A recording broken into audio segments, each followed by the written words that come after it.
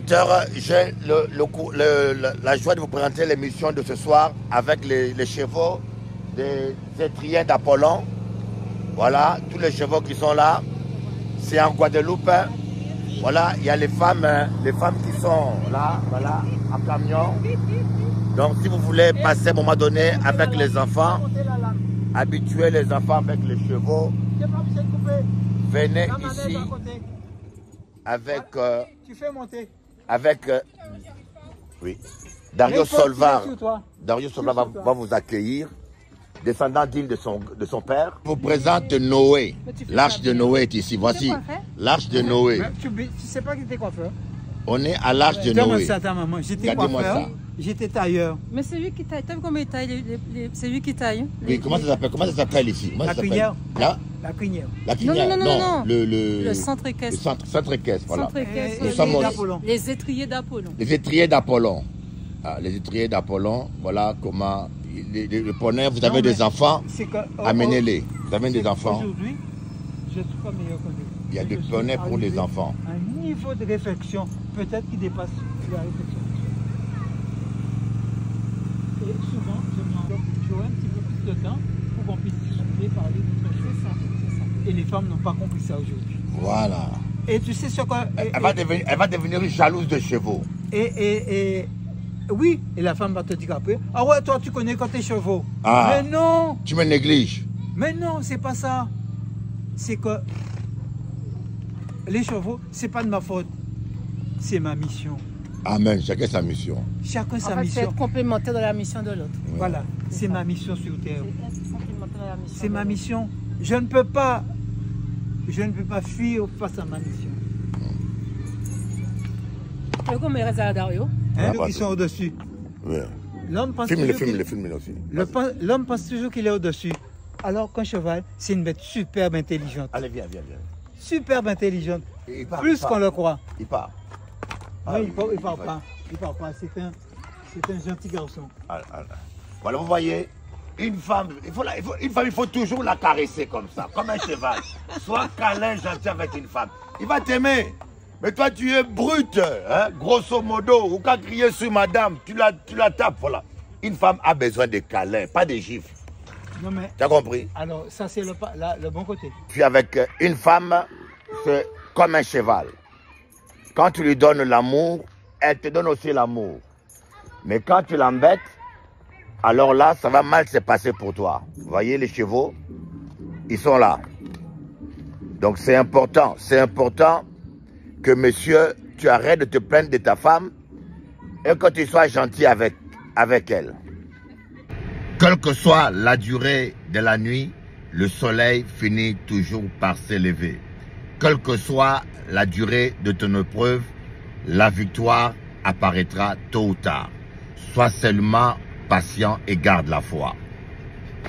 Il est bon, mon Dieu, papa, il est bon. Il est bon, mon Dieu, papa, il est bon. Yahweh, il est bon, mon Dieu, papa, il est bon. Yahweh, il est bon, mon Dieu, papa, il est bon. Ataba finginga ipamba, il est bon, mon Dieu, papa. Ataba boakinga ilokuta, il est bon, mon Dieu, papa. Il a tant fait pour moi, il est bon, mon Dieu, papa. Il a pardonné mes péchés, il est bon, mon Dieu, papa. Bandoki Bako Kangaïte, il est bon, mon Dieu, papa. Il a tant pris soin de moi, il est bon, mon Dieu, papa, il est bon. Petit message pour toi, mon frère, toi, ma sœur. Dans tes prières, n'oublie pas de prier pour ceux qui te bénissent. N'oublie pas de prier pour celui qui te bénit, celui qui prie pour toi chaque jour, celui qui te soutient, celui qui t'apporte la parole. Je voudrais par exemple penser à notre pasteur, le bishop Eli. Alors vous me direz, mais oui, mais c'est son ministère, c'est... voilà, les gens oublient qu'il y a aussi notre volonté. Il y a notre volonté. Notre pasteur, tous les jours, il se lève, il va devant sa caméra et il parle, qu'il soit fatigué, qu'il soit malade, qu'il soit dans des moments où il n'a peut-être pas envie de parler. Il va venir devant la caméra et il va te parler. Parce qu'il y a ce feu-là dans son cœur. Et je veux aussi penser à toutes ces sœurs qui se relaient chaque jour pour t'apporter la parole. Je pense à Sœur Lydie, je pense à Maman Gigi, je pense à Maman Bouko, je pense à toutes ces femmes, à Sœur Brigitte, toutes ces femmes, Sœur Geneviève aussi, toutes ces femmes qui se relaient, qui prient pour toi, qui parlent chaque jour la parole de Dieu, qui se lèvent chaque jour. Des fois, elles ne prennent même pas de vacances pour te bénir. Prie, prends un temps de prière pour ces personnes-là, afin que Dieu puisse les fortifier, puisse aussi les bénir dans leur famille, dans tout ce qu'elles entreprennent, qu'elles soient bénies, que ces personnes soient bénies. Prie pour tous ceux qui te soutiennent. Moi, je sais que depuis que je suis partie de France et que je vis en Floride, aux États-Unis, ces personnes-là ne cessent de m'appeler. Elles m'envoient des messages, elles prient pour moi. Je reçois des messages de Maman Gigi, de Sœur Lydie, de notre pasteur, bien sûr, Bishop Eli. Je reçois des messages de toutes ces personnes. Elle ne s'était pas obligée, elle aurait pu dire, mais elle est partie de l'église. Non, mais quand il y a l'amour de Dieu en nous, il n'y a pas de barrière. Il n'y en a pas. Elles ont l'amour. Toutes ces personnes ont l'amour. Bénissez-les et priez pour que le Seigneur les fortifie et les garde. Alors que le Seigneur vous bénisse et je vous dis à bientôt. Bye bye. Que je veux partager avec vous la parole de Dieu, la parole de vie. Je suis convaincu que les meilleures choses de la vie sont pour vous. Dieu vous réserve les meilleures choses de la vie. Oh, voilà la bonne nouvelle que je veux partager avec vous. Alors, on va lire Jérémie, chapitre 29, le verset 11. Jérémie, le chapitre 29, le verset 11. Saint-Esprit, puisses-tu nous conduire. Saint-Esprit, puisses-tu utiliser ma bouche avec excellence. Placer chaque mot. Aide-moi à exceller dans ce message pour toucher ton peuple. Pour toucher ton peuple, toucher tes enfants qui me suivent au travers des réseaux et de la télévision. Au nom de Jésus-Christ, le Fils de Dieu, nous prenons autorité sur tout esprit d'opposition, tout esprit méchant. Nous déclarons la victoire de la croix. Amen. Je tiens à rappeler aux chrétiens qui sont sur TikTok de tapoter, de ne pas être plus passifs que les païens. Les païens tapotent. Alors vous, les chrétiens, vous devez tapoter plus pour que notre direct ne soit pas signalé négativement. Parce que nous avons des gens qui signalent mal nos directs. Jérémie, chapitre 29, verset 11. Car je connais les projets que je formais sur vous. Je connais les projets que je formais sur vous. Sur Nathalie, sur Claudine, sur Janine, sur Chantal, sur Joseph, sur Jean-Claude. Je connais les projets que je formais sur vous, dit l'Éternel. Projet de paix. Oh my God. N'est-ce pas une bonne nouvelle? Projet de paix et non de malheur. Afin de vous donner un avenir et de l'espérance. Donc, dites-vous que tous les malheurs qui vous arrivent n'ont pas été prévus par Dieu.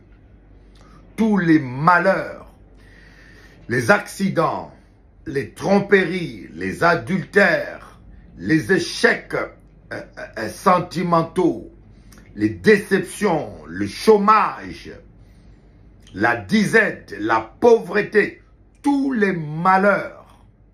Dieu ne vous veut pas dans un malheur. Dieu ne vous veut pas malade. Dieu ne vous veut pas souffrir. Alors la parole de Dieu ne peut pas être plus claire. Dieu vous veut heureux. Alors, on va voir ce passage. Il dit, regardez bien encore un deuxième verset. Jésus-Christ dit, jusqu'à présent, vous n'avez rien demandé. Demandez ce que vous voudrez, afin que votre joie soit parfaite. Voyez. Donc, nous allons voir ce verset-là dans l'évangile de Jean. Ok, on va voir ça aussi. L'évangile de Jean, chapitre 16, verset 24. Prends ta Bible, ma fille, mon fils, prends ta Bible. Tu vas lire avec moi. Oh, j'aime ça. Voyez, je ne sais pas si nous lisons la même Bible, mais écoutez bien. L'évangile de Jean, chapitre 16, verset 24. Jusqu'à présent, vous n'avez rien demandé à mon nom. Demandez et vous recevrez, afin que votre joie soit parfaite. Dieu vous veut joyeux. N'est-ce pas merveilleux ça? Dieu vous veut joyeux. Dieu ne veut pas que tu sois triste. Lorsque vous êtes triste, si vous saviez combien Dieu est triste, le Saint-Esprit est attristé quand vous êtes triste. Que personne ne vous mente. Dieu vous veut joyeux. Et bien sûr, on peut passer un temps de preuve. Voyez, on peut passer un temps de preuve, parfois qui fait mal. Mais si Dieu vous fait traverser un temps de preuve, c'est pour votre bonheur. Voyez, c'est comme un enfant qui est piqué, qui a une aiguille sur son doigt. Hein? Un enfant qui joue et une aiguille entre dans son doigt. La maman doit pincer fort le doigt, voyez. La maman doit pincer fort le doigt pour que l'aiguille sorte. Mais pendant que la maman pince fort le doigt, l'enfant a mal. L'enfant va crier, maman, ça fait mal, maman, ça fait mal. Mais la maman va pincer fort. La maman sait que ça fait mal. Mais c'est un mal pour un bien. Il faut que l'aiguille sorte du doigt de l'enfant. Parce que si la maman ne fait pas cela, il va perdre l'enfant. L'aiguille va rentrer dans les veines et l'aiguille va voyager jusqu'au cœur. Donc parfois, la maman va pincer fort le doigt, faire mal à l'enfant pour sauver sa vie. Il y a des situations où Dieu n'a pas le choix. Il nous coince. Il nous coince. Voyez, il nous coince. Par exemple, quelqu'un qui est alcoolique ou bien quelqu'un qui est trop lié dans les boîtes de nuit et qui mène une vie mauvaise. Dieu, pour le coincer, Dieu peut permettre qu'il soit au chômage pour qu'il n'ait plus d'argent pour aller en boîte de nuit. Dieu peut permettre même qu'on vole tes habits, voyez, qu'on vole tes habits et le jour où tu vas aller en boîte de nuit, tu n'as plus de jolis pantalons et tu as honte d'aller en boîte de nuit sale. Dieu peut même permettre que tu perdes ton argent pour que tu n'aies plus, tu perds ton travail pour que tu n'aies plus de l'argent pour aller en boîte de nuit. Mais quand tu perds ton travail ou quand on vole tes habits, ça fait mal. Mais c'est un mal pour un bien. Parce que Dieu te veut. Dieu veut sauver ta vie. Dieu veut que tu aies le salut. Ça arrive aussi même dans des mariages toxiques. Tu es marié avec un homme toxique qui ne t'apporte rien, que tristesse, malheur. Vous voyez, il y a des mariages toxiques. Il y a des relations toxiques. Il n'y a pas que des hommes qui sont toxiques. Il y a des femmes aussi qui sont toxiques. Mais la dame est là, elle ne t'apporte rien que de problèmes et de souffrances. Vous voyez? Et vous êtes là en train de subir cela. Mais vous n'avez pas la force de vous en séparer. Parce que vous êtes liés, voyez. Vous êtes liés dans la chair. Vous n'avez pas la force de vous séparer. Comme vous dit, les relations toxiques, c'est comme ça. Voyez, le monsieur te tape ta fille, te casse la tête. Mais tu n'arrives pas à t'en séparer. Mais qu'est-ce que Dieu va faire? Dieu va dire, je vais délivrer ma fille. D'abord, Dieu va essayer de toucher le cœur du monsieur. Dieu va essayer d'amener le monsieur à la repentance. Dieu va essayer de toucher le cœur de la dame pour l'amener à la repentance. Mais s'il ne veut pas se repentir, Dieu ne peut pas forcer quelqu'un. Dieu ne peut pas changer quelqu'un qui ne veut pas changer. Oh, cette phrase-là, je ne l'oublierai jamais. Je me rappelle quand je priais pour mon ex-époux, je priais, je voulais pas le divorce, je priais. Mais un jour, je jeûnais 7 jours sans résultat. Et un jour, j'ai entendu une voix. Dieu ne peut pas changer quelqu'un qui ne veut pas changer. Et je pense qu'il y a beaucoup de gens ici, vous êtes marié avec une femme, vous êtes marié avec un homme qui ne veut pas changer, qui ne veut pas confesser. Vous savez, il y a des délivrances que vous ne pourrez pas vivre sans confesser. Mais il y a des gens qui ne veulent pas confesser certaines choses. Et ils bloquent même leur délivrance. Vous pouvez prier même 40 jours. Dieu ne peut pas changer quelqu'un qui ne veut pas changer. Mais Dieu lui donne toujours le temps pour se repentir. Mais lorsque Dieu va constater que la personne ne veut pas changer, Dieu va prendre acte et Dieu va te séparer de lui, parfois d'une manière brutale. Parfois d'une manière brutale. Eh bien oui, tu verras le monsieur s'en va, un jour à un autre il fait sa valise, il s'en va. Ou parfois, Dieu va permettre que ta meilleure copine puisse le séduire pour te libérer. Et des fois, de telles séparations, ça fait mal. Des fois, tu vas pleurer. Des fois, tu vas dire, Seigneur, ramène-les. Mais Dieu te délivre des mal. Quand tu dis, Père, ne nous laisse pas tomber en tentation, mais délivre-nous du mal. Mais ton mari là, c'était un mal.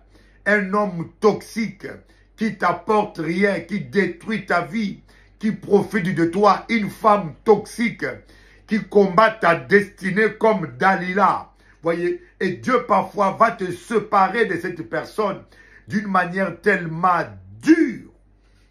Et parfois on pleure. Ah Seigneur, ramène-le. Mais tu veux que le Seigneur ramène ton tortionnaire.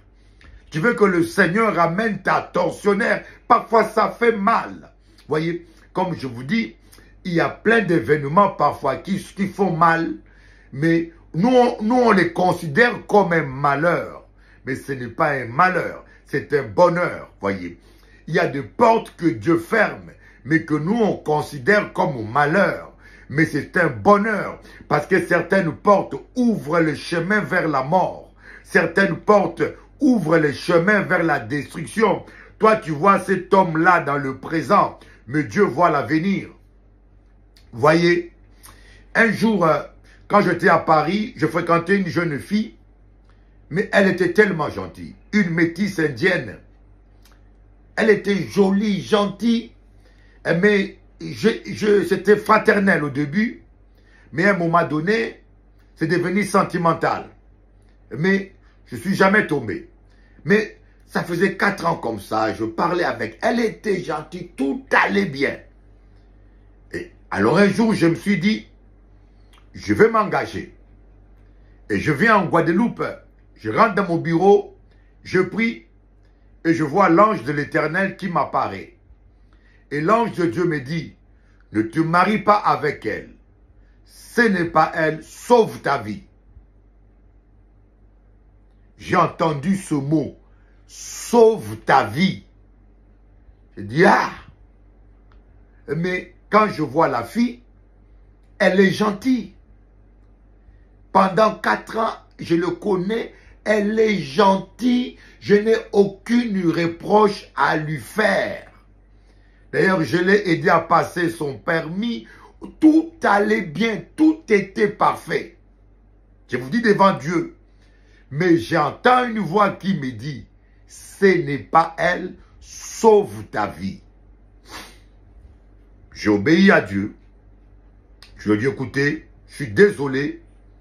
Une voix, le Dieu que je sers m'a dit, c'est pas toi que je dois sauver. Je ne l'ai pas dit la deuxième partie, sauve ta vie, parce que ça allait lui faire mal. Et voyez, parfois Dieu voit ce que vous ne voyez pas. Parfois Dieu voit ce qui est caché. Apprenez à faire confiance à Dieu. Parce que moi, étant que prophète, je sais quand Dieu me parle. Voyez, vous devez savoir quand Dieu vous parle. Parce que dans cette vie terrestre, il y a tellement de pièges. Quelqu'un peut paraître gentil, mais c'est un bandit. J'ai une sœur qui voulait s'engager avec un homme. Elle voulait se marier avec un homme. Et un jour, ils ont eu une dispute. Cet homme a pris un coup de là. Et la sœur est allée au commissariat porter plainte. Et le commissariat leur a demandé quel est le nom du monsieur. La sœur a donné le nom du monsieur. Le commissariat a dit à la dame, tu as la chance d'être vivant. Cet homme-là avait tué son ex-femme. Alors tu allais passer. C'est un homme dangereux. Voyez, parfois quelqu'un peut être en face de vous, une femme ou un homme, je dis bien une femme ou un homme, en face de vous, il paraît gentil, mais Dieu connaît qui il est. Quelqu'un peut être gentil, correct, mais c'est un sataniste, tu ne sais pas. C'est un sorcier, tu ne sais pas. Et parfois les sorciers sont plus gentils même que les pasteurs. Je vous l'ai dit. La personne est sataniste, mais il est plus gentil même qu'un pasteur. Mais il a un but, détruire ta vie, détruire ta destinée. Et c'est pour cela, vous devez prier matin, midi, soir. Dire, Seigneur, donne-moi le discernement. C'est à demander à Dieu, Seigneur, donne-moi le discernement. Si vous n'avez pas le discernement, oh my God, c'est triste. Vous avez besoin d'avoir le discernement. Seigneur, donne-moi le discernement afin que je vois ce qui est caché, afin que je vois les choses cachées. Seigneur, donne-moi le discernement. Rekete kaba sotoromana, ikarabana, shindarakoto, korianda kaba, yekebebebebe, yandaramana yondo, korianda kanda baba. Seigneur, donne-moi le discernement. C'est très important. Avoir le discernement, c'est vital. Parce que le discernement va vous permettre de ne pas tomber dans le piège. Nous sommes dans un monde pollué de démons, dans un monde pollué de faux prophètes, dans un monde pollué de satanistes. Il y a tellement de pièges. Jésus-Christ dit, je vous envoie comme des brebis au milieu de loups. Pas à côté des loups, pas près des loups, mais au milieu de loups. Dis-toi que tu es une brebis au milieu de loups. Dites-moi combien de chances une brebis a de survivre au milieu de loups. Prenez un mouton, une brebis, mettez-les au milieu de 5 loups affamés. Dites-moi le nombre de chances que cette brebis a pour survivre. 0. Et Jésus-Christ nous dit, il nous envoie comme des brebis au milieu de loups. Ah ben tu dis, mais où sont les loups? Vous avez des loups autour de vous, mais comme vous n'avez pas le discernement, vous ne le savez pas. Le loup peut être ton mari. Le loup peut être ton enfant. Or, je ne citerai pas son nom. J'ai un ami pasteur. Aujourd'hui, il est pasteur. Avant, il était un chrétien engagé. Un jour, on priait pour sa famille. son enfant de 9 ans. Dieu m'attend. Je ne rajoute rien. Son enfant de 9 ans. Je ne citerai pas le nom du pasteur, mais vous le connaissez peut-être. Son enfant de 9 ans a été initié à la sorcellerie à Kinshasa. Il a laissé l'enfant dans sa famille à Kinshasa. On l'a initié à la sorcellerie. Un enfant de 9 ans. L'enfant est venu en Europe. Et depuis que l'enfant a mis son pied en Europe, la femme du frère est devenue gravement malade. Rien ne va plus à la maison. Le frère va nous inviter, on va chez lui et on prie. Le pasteur pourra vous témoigner lui-même. On prie, on prie, on prie. L'enfant de 9 ans lui-même, il dit, un enfant de 9 ans dit, je suis venu en Europe en mission. Ma mission est de tuer ma mère. C'est moi qui rends ma mère malade. La nuit, je quitte mon corps. Je fais la projection astrale. Et les satanistes viennent me voir. On a décidé de tuer ma mère. Même mon père. Waouh! Et je peux vous dire, j'étais là, comme on dit, tambola na mokili omona makambo. Yo kapeti. Tambola na mokili omona makambo. Ce monde-là, trop de chrétiens sont naïfs. Parce que vous n'avez pas le discernement. Vous n'avez pas le discernement. Vous êtes naïfs. Voilà comment des chrétiens se font avoir. Se font piéger et se font dévorer par des loups. Voilà pourquoi il faut demander à Dieu de vous donner le discernement des esprits. Donc l'ennemi vient là pour détruire votre bonheur. Il vient là pour détruire vos enfants. Il vient là pour détruire votre famille, pour détruire votre mariage, pour vous empêcher de vivre votre destinée. Dieu ne vous a pas appelé à vivre dans la pauvreté. Dieu ne vous a pas appelé à vivre dans la maladie. Dieu ne vous a pas appelé à vivre dans la tristesse. Je tiens à vous dire, chers amis téléspectateurs, si vous êtes triste là où vous êtes, vous n'avez pas la joie de vivre, sachez que ça ne va pas. Nous allons voir encore 2 versets. Jean 3,16. Car Dieu a tant aimé le monde qu'il a donné son Fils unique afin que quiconque croit en lui ne périsse point, mais qu'il ait la vie et la vie en abondance. Jean 3,16. Car Dieu a tant aimé le monde.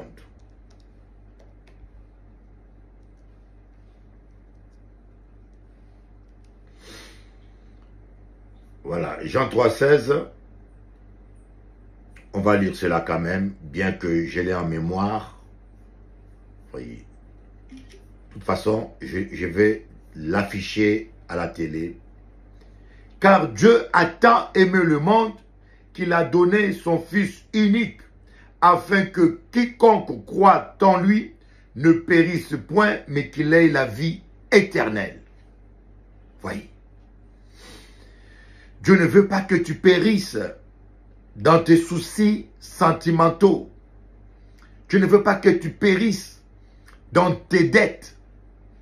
Dieu ne veut pas que tu périsses dans la sorcellerie. Dieu ne veut pas que tu périsses. Mais Dieu veut que tu aies la vie et la vie en abondance. Rakamayaba, Samakama, Yende bana yondo, Korianda kabashike, Yekarabana yokoto koba, Ikaramana shindaraba sotoromana, Yebebebebe, Korianda kama yende, Korianda baba yekete kaba. Dieu ne veut pas que tu périsses. Quiconque croit en lui, voyez, que vous soyez nègre, que vous soyez indien, que vous soyez arabe, que vous soyez chinois, que vous soyez pygmée, que vous soyez pokoli, que vous soyez pochapé, quelle que soit votre peau, votre couleur, Dieu ne veut pas que tu périsses. Est-ce que tu peux entendre ce que je t'ai dit? Dieu ne veut pas que tu périsses dans ton cancer, que tu périsses dans ta maladie, que tu périsses dans le chômage, que tu périsses dans... Vous savez, le monde est en perdition, mais Dieu, il a tant aimé Janine, Dieu a tant aimé Catherine, Dieu a tant aimé Francette, Dieu a tant aimé Carmen, Dieu a tant aimé le monde qu'il a donné son Fils unique. Est-ce que toi, tu peux te donner ton fils pour quelqu'un? Est-ce que toi, tu peux donner ton fils pour quelqu'un? Mais Dieu a donné son Fils. Prends conscience de la valeur que tu as. Écoute-moi bien.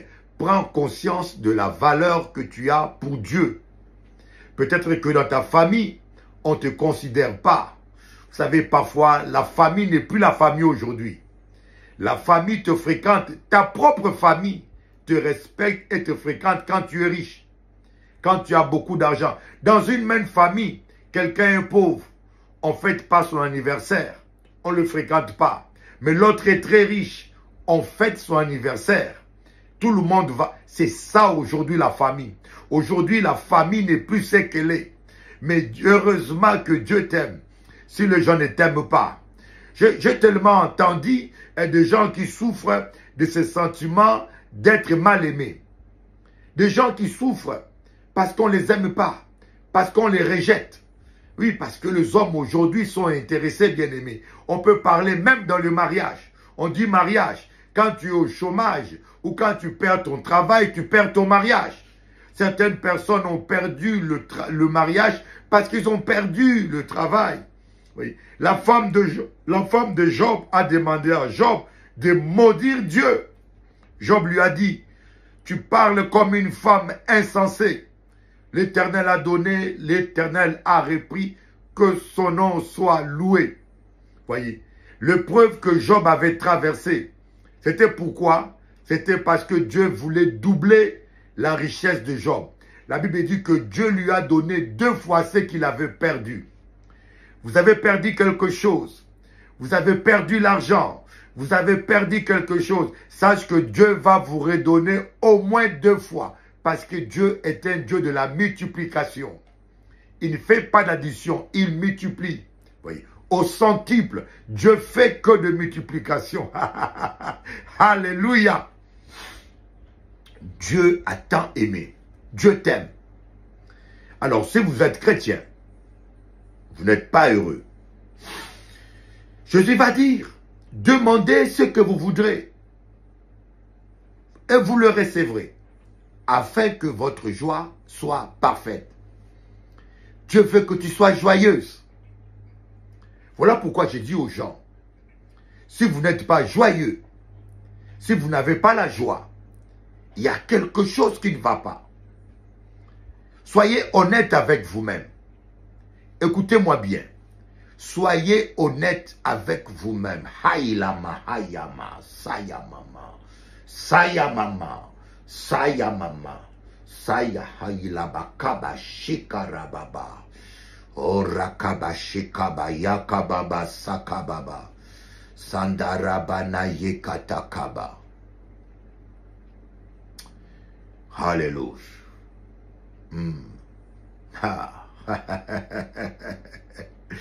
Que Dieu vous ouvre les yeux. Je prie que Dieu t'ouvre les yeux. Parfois la personne avec qui tu dors au lit, c'est celui qui a l'origine de tous tes avortements. Je connaissais une femme qui faisait des avortements chaque année. Elle est venue voir l'église pour qu'on prie pour elle.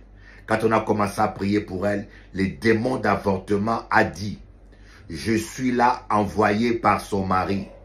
Son mari m'a envoyé pour que chaque année, on fasse un sacrifice humain. Donc chaque année, la femme tombait enceinte, l'enfant était sacrifié à Satan dans le monde mystique. mais dans le monde réel, c'était un avortement. Vous appelez ça avortement dans le monde réel, mais dans le monde mystique, c'était un sacrifice humain. Et cet homme politique avait du succès. Il avait du succès de pouvoir. Même certains artistes sacrifient comme ça leurs enfants, leurs femmes, leurs parents. Hein, comme Kanye West a dit, tel a sacrifié son père et sa mère. On prenait ce monsieur pour un fou. Et pourtant, il était en train de dénoncer ce qui se passe dans le monde des ténèbres. Oh, des fois, celui avec qui tu dors au lit, c'est celui-là qui te détruit la vie. Mais toi, tu penses que c'est le sorcier. Vous voyez, celui qui a trahi Jésus, c'est celui qui mangeait avec Jésus à la table. Oh, parfois, ton ennemi n'est pas loin. Tu penses que ton ennemi est celui qui t'insulte là-bas dehors. Ou celui qui te critique. Non. Celui qui t'insulte dehors, il montre bien son vrai visage. Parfois, celui qui va te poignarder, c'est celui avec qui tu manges à la table. Voyez, comme a dit le roi du Maroc, je ne m'inquiète pas pour mes ennemis. Je sais qu'ils sont loin. Je sais qu'ils sont mes ennemis. Mais je m'inquiète plutôt pour mes amis. Parce qu'ils peuvent être derrière mon dos. Ils peuvent m'attaquer d'une manière insidieuse. Oh my God. Dieu te veut heureux. Dieu te veut heureux. On va voir ça. Le royaume romain.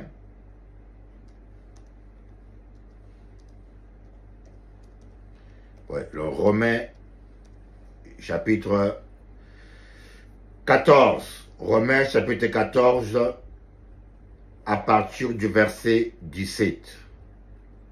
Romains chapitre 14 à partir du verset 17. Que dit la parole de Dieu? Car le royaume de Dieu, ce n'est pas le manger et le boire, mais la justice, la paix, la joie par le Saint-Esprit. C'est merveilleux. Le royaume de Dieu, ce n'est pas le manger, le boire, mais la justice, la paix, la joie par le Saint-Esprit. Le Saint-Esprit veut te donner la joie de vivre. Voyez les gens, regardez Elon Musk. On a vu ces vidéos, le gars se drogue.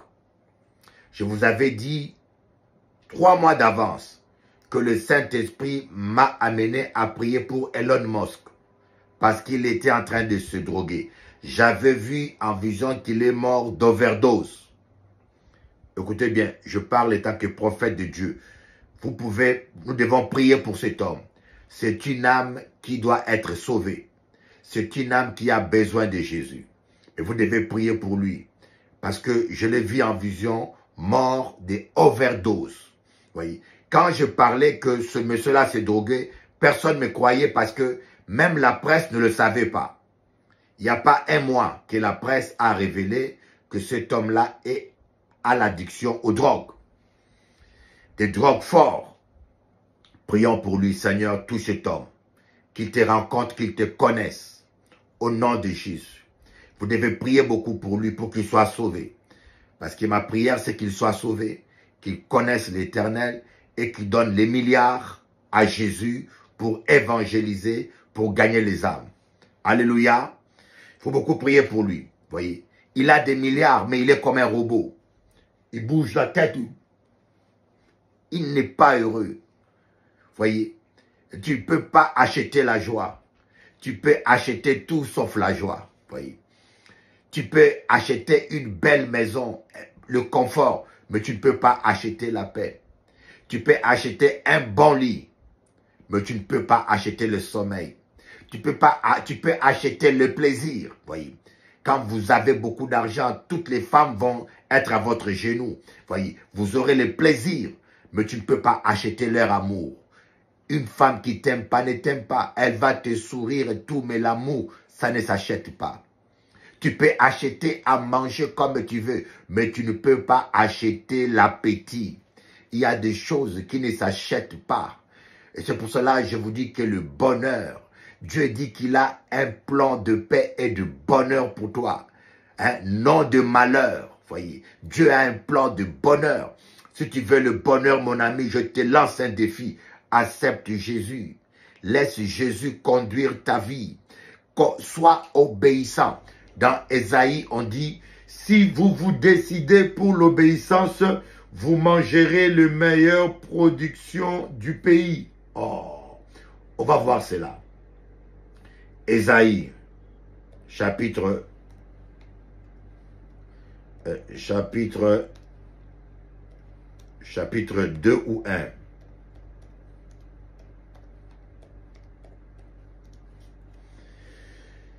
Ésaïe chapitre 1, verset 19. Ésaïe chapitre 1, verset 19. Ésaïe chapitre 1, verset 19. Qu'est-ce que la parole de Dieu dit? Amen. On va lire cela. Si vous avez de la bonne volonté et si vous êtes docile, une autre version dit, si vous vous décidez pour l'obéissance, vous mangerez les meilleures productions du pays. Ah, si vous êtes docile, si vous avez de la bonne volonté, Dieu veut voir à nous la bonne volonté de changer, la bonne volonté de lui plaire, la bonne volonté de l'aimer, la bonne volonté de le servir, la bonne volonté d'obéir. Parce que Dieu sait que nous ne serons jamais parfaits. Dieu sait que nous péchons tous d'une manière ou d'une autre. Mais ce qu'il veut voir en toi, c'est la bonne volonté. Et quand tu vois que tu as la bonne volonté, il va t'aider. Il va t'aider à y parvenir. Il va t'aider à réussir. Voilà pourquoi le prophète Ésaïe dit, si vous avez de la bonne volonté et si vous êtes docile, vous mangerez les meilleures productions du pays. Les meilleures productions. C'est quoi les productions du pays? Maison, igname, colombo, poisson, coubillon poisson, chemise, voiture. Dieu va te donner les meilleurs. Voyez, ne me faites pas croire que la médiocrité est pour la gloire de Dieu. Ne me faites pas croire que la pauvreté est un signe d'humilité. La pauvreté est un signe de médiocrité spirituelle. Parce que Dieu ne vous veut pas pauvre. Dieu vous veut prospère. Mais la prospérité selon Dieu passe par la croix. La prospérité selon Dieu passe par la croix et non par les offrandes. Comme veulent vous faire croire les gens. Voyez, si vous n'obéissez pas à la parole de Dieu, vous ne voulez pas pardonner à votre frère, vous ne voulez pas arrêter la vie du péché, tu peux donner ton argent à tous ces escrocs que vous donnez. Tu peux donner des millions, tu vas rester pauvre. Certains prédicateurs vous disent, donnez, vous récolterez au centuple, donnez. Il est écrit donnez, mais il est écrit donnez. Mais ce message-là, donnez et vous récolterez au centuple. Ça s'adresse aux disciples, pas aux païens. Quand l'apôtre Paul dit, celui qui sème beaucoup récoltera beaucoup, il parle de qui? Il parle des disciples qui sèment beaucoup, qui récoltera beaucoup. Vous prenez la Bible à tort et à travers. Ce n'est pas ce genre-là de ces païens évangéliques qui vivent dans la débauche, qui ont de la rivalité. Tous ces pasteurs et bishops qui sont en compétition comme des païens, qui se tirent des balles dans les réseaux, qui se combattent et puis qui viennent s'aimer. Écoutez, la Bible dit que le sacrifice du méchant est en horreur à l'Éternel. Le sacrifice du méchant. Quand tu fais ton chèque de 1000 euros, quand tu fais ton chèque de 10 000 euros, c'est une horreur pour l'Éternel. Alléluia.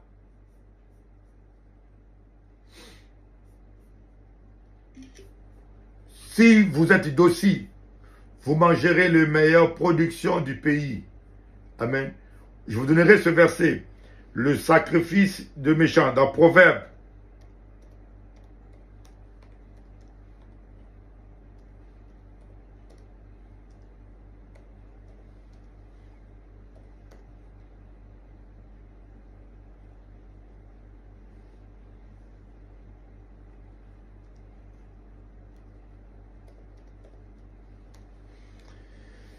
Proverbe chapitre 15, verset 8. Proverbe chapitre 15, verset 8. Qu'est-ce que la parole de Dieu dit? Le sacrifice des méchants est en horreur à l'Éternel, mais la prière des hommes droits lui est agréable. Le sacrifice des méchants est en horreur à l'Éternel, mais la prière des hommes droits lui est agréable. Voyez, tous ces chrétiens-là, tous ces païens évangéliques qui viennent dans des conventions, il a insulté son père. Voyez, tous ces païens évangéliques-là, tu as déchiré le cœur des femmes. Tu vas t'engager avec une femme et tu couches avec, et après tu dis, Dieu m'a rien dit. Voyez, tu déchires le cœur des gens. C'est de la méchanceté, monsieur. Quand tu vas t'engager avec une femme, tu lui promets des choses. Hein, tu lui promets des choses. Tu te présentes devant ses enfants. Et après, tu l'abandonnes. Voyez, vous ne savez pas que ce genre de déception peut amener une femme à se faire du mal. Hein? Il y a des gens qui se sont donné la mort à cause des déceptions sentimentales. Ce n'est pas un jeu, messieurs. C'est de la méchanceté de faire perdre à une femme son temps. Et puis tu dis, Dieu m'a rien dit. Hein, mais Dieu t'a rien dit, mais pour coucher avec, Dieu t'avait parlé, n'est-ce pas? Hein? Pour profiter de la sœur. Tu n'avais pas besoin d'écouter la voix de Dieu. C'est de la méchanceté. Parfois, nous sommes tellement méchants. Être en compétition avec un pasteur qui est en compétition avec notre pasteur, il est méchant. La rivalité. Tu ne peux pas dire que tu as l'amour pour quelqu'un avec qui tu es en rivalité, en compétition. Voyez, un enfant de Dieu se réjouit lorsque l'autre réussit. Un enfant de Dieu se réjouit même quand quelqu'un réussit mieux que lui. Un homme de Dieu se réjouit quand l'église de l'autre a la croissance. Mais toi, tu es malheureux. Tu es malheureux. Pourquoi pas moi? Pourquoi seulement lui? Pourquoi pas moi? Voyez, c'est de la jalousie. La jalousie qui est dans le cœur de Caïn est dans ton cœur. Seulement lui qui est marié.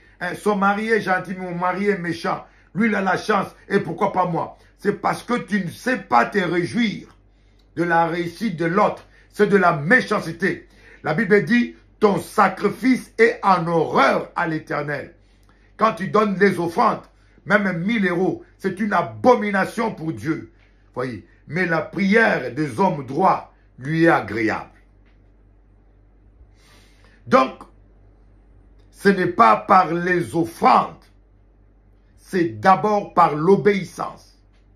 Voyez, si vous vous décidez pour l'obéissance d'abord, comme j'ai dit, l'obéissance d'abord, la sainteté d'abord.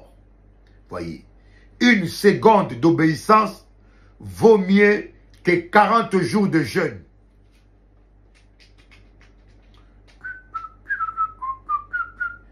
Une seconde d'obéissance vaut mieux plus que 40 jours de jeûne. Vous jeûnez, vous jeûnez, vous jeûnez, vous parlez en langue, vous parlez en langue, mais votre vie ne change pas. Votre situation n'évolue pas. Est-ce que vous ne vous posez pas la question qu'il y a quelque chose qui ne va pas? Malgré vos jeûnes et vos prières, il y a quelque chose qui ne va pas. Pourquoi Dieu ne vous exauce pas? Hein? Parce que vous êtes trop méchant. Vous êtes méchant. Voyez, décidez pour l'obéissance. Le royaume des cieux, c'est la paix, c'est la justice, c'est la joie. Dieu vous veut joyeux. Dieu vous veut prospère. Si vous n'avez pas de joie, vous devez vous arrêter. Vous devez vous repentir. Vous devez dire, Seigneur, c'est pas normal, tu n'es pas un menteur. Ce n'est pas normal la vie que je mène. Je n'ai pas de paix. Je n'ai pas la joie. Je dois mentir. Je dois trafiquer les papiers. Voyez, tu es chrétien. Tu dois faire des fausses déclarations pour avoir de l'argent. Voyez. Et vous dites que c'est Dieu qui est avec vous. Hein. Le Seigneur est avec moi. Mais vous devez tricher, faire des faux papiers. Dieu vous a envoyé en Europe. D'accord. Ah ben, Dieu vous a envoyé en Europe, mais il n'a pas prévu de papiers pour vous. Et vous devez mentir. Vous devez faire des fausses déclarations, mentir sur Fachi, mentir sur Mobutu. Voyez, ce n'est pas Dieu qui vous a envoyé. Si Dieu vous a envoyé en Europe, il allait préparer des papiers pour vous. Et bien sûr, vous y êtes déjà. C'est trop tard, vous y êtes déjà. Maintenant, vous devez demander pardon à Dieu pour tous ces mensonges, pour tout ce que vous avez fait, qui n'est pas à sa gloire. Repentez-vous, repentons-nous, repentons-nous. Dieu vous veut joyeux. Tous ceux qui n'ont pas la joie, tous ceux qui n'ont pas la paix, vous devez vous repentir. Tous ceux qui n'ont pas la justice de Dieu en eux, vous devez vous repentir. Arrêtez de mentir. Vous allez à l'église, vous dansez. Quand vous rentrez à la maison, vous pleurez. Vous allez devant les gens, vous avez un gros sourire, mais quand vous êtes seul à la maison, Seigneur,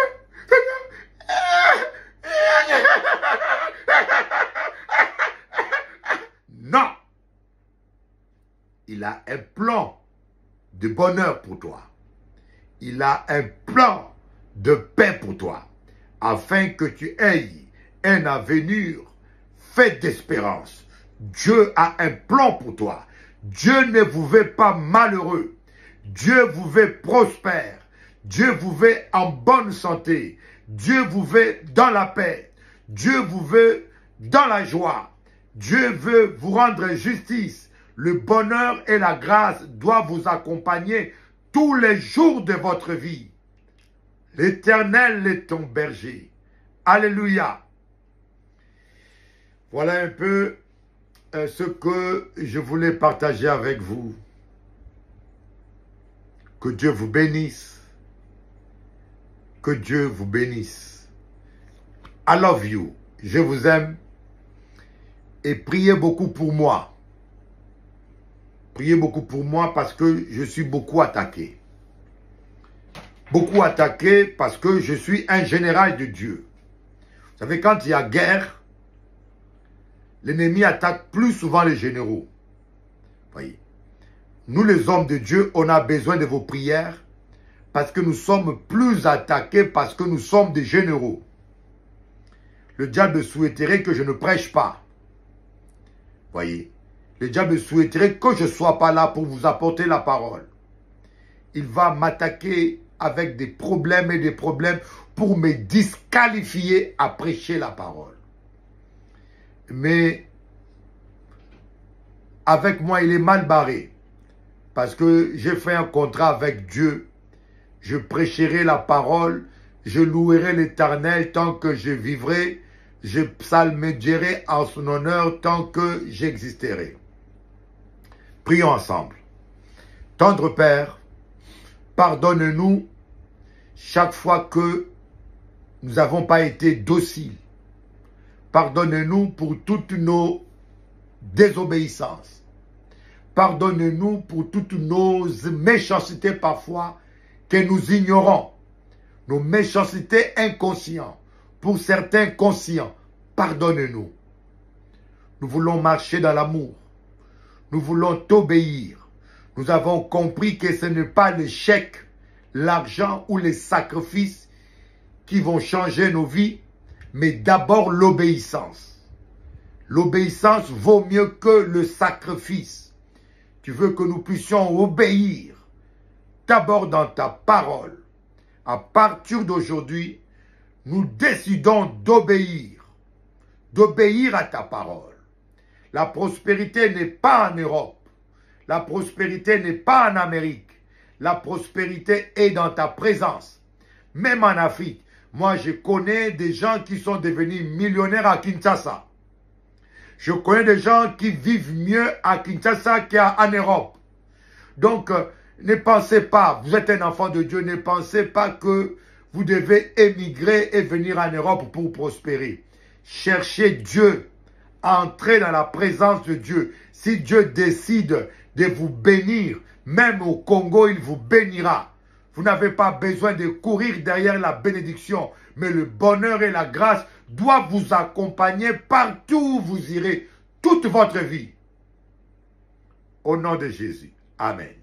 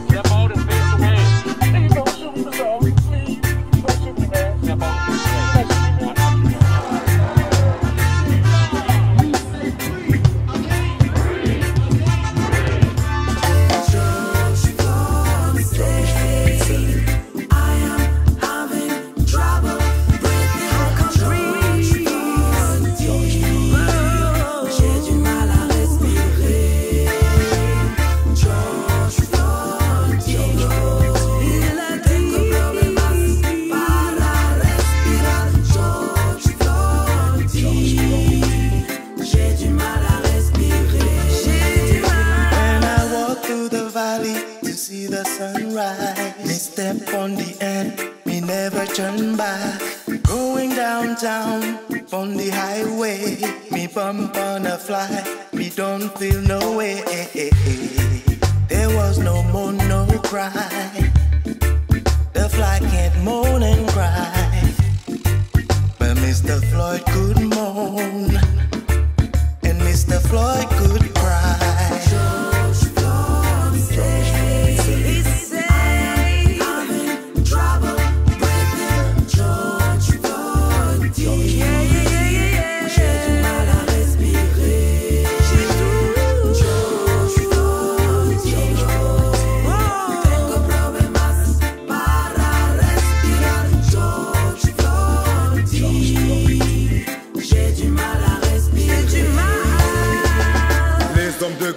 Cohabitent le même continent. Pour le pouvoir, il y a du racisme entre chien noir et chien blanc. Ma couleur de peau n'est pas admise. Depuis des temps, j'ai les échos, un noir est mort d'une justice arrogante, de l'injustice d'un peuple colonisé. Depuis l'enfance, plus le regard des gens faut-il garder nos distances, nos arrestations perpétuelles. Police n'a plus de tolérance, de l'Amérique jusqu'en France. Certains sont en repentance.